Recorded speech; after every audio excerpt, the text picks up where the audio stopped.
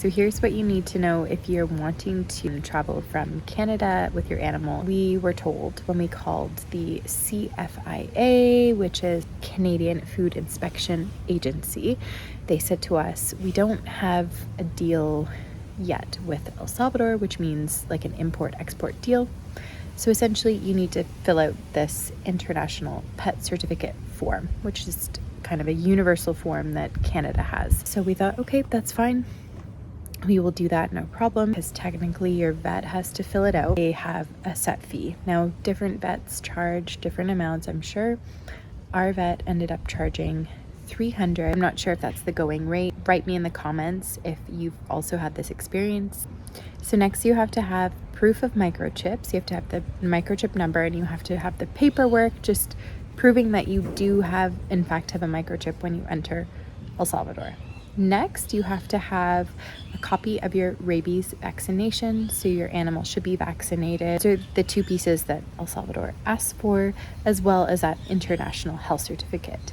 Now, beyond those three kind of main documents that you need, there are some other additional documents. So if traveling via air, you need to fill up the paperwork that the airline has specified. In our case, we were flying with Avianca, and we actually ended up calling them 3 weeks early to let them know that yes, we have an animal and we're flying with that animal.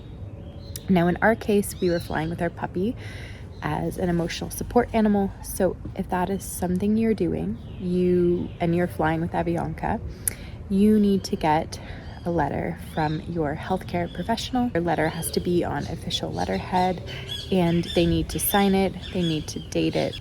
One of the things that we were stressed about was the size of the carrier and the weight of the carrier itself. So essentially, when you're flying with Avianca, you would need to be flying with a smaller animal. We have a long-haired dachshund, so that's not an issue. However, the weight of the bag that we were traveling with had to be 22 pounds, and then there were specifications on the size of the bag itself.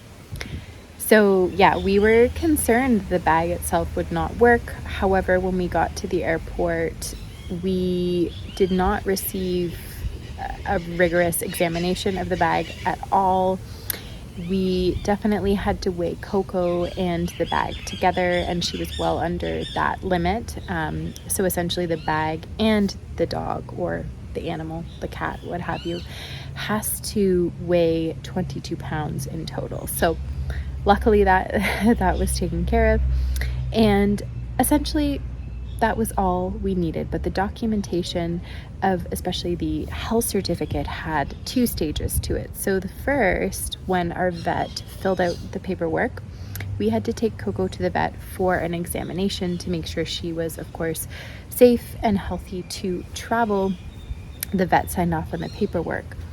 Then from there, we had to take that paperwork to the CFIA, which I mentioned at the beginning of the video, which is the Canadian Food Inspection Agency. And they have to then notarize the international health certificate. And you have to do that within 10 days of travel. It can't be before, it can't be after. So there's a kind of a time-sensitive piece.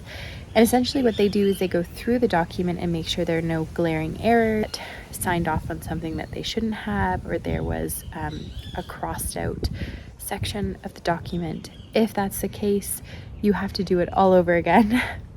So what ended up happening is that our microchip number didn't match up to the number that the vet had listed on our document. So I had to actually go back to the vet and then make another appointment with the CFIA. So all of that to say, it was a tedious process, but now that I'm mentioning it and saying it out loud, I guess it wasn't that many documents, but it's just the matter of taking the time and making sure everything is correct and, up to the standard that is expected. So all in all, I think it will be easier if we do decide to fly with her again next year. However, the only downside is that, in fact, yes, you do have to do this every single time that you travel with your animal. So we would have to go through the same process again with her, and we would have to still pay that $300 to $400 amount, depending on what other additional, medications, etc. that we needed. So I hope this was helpful. And I hope that, some of you who may stumble across this video and you're looking to travel from Canada to El Salvador, hopefully that is helpful to you and saves you some time when you're looking online to see what you need. Now, before I go, I wanted to mention as well that there is an import-export piece as part of when we arrived to San Salvador. So we, got off the plane, grabbed our bags, and then we had to go to the import-export office to then notarize the documents that we brought with us. And then we had to pay, I believe, $10 for her, visa to be here, that kind of thing.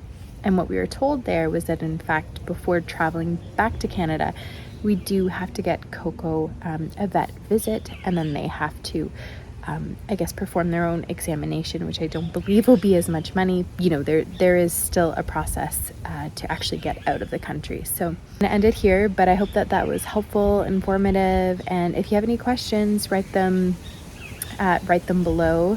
And let me know if you've gone through a similar thing. How was your experience traveling with your animal? Obviously, we're so grateful to have her here, and the process was all worth it in the end, but it'd be helpful to hear about our experience with this. So I will catch you on the next one. I hope you all have a wonderful rest of your day, and I will be posting a new video very soon. Take care.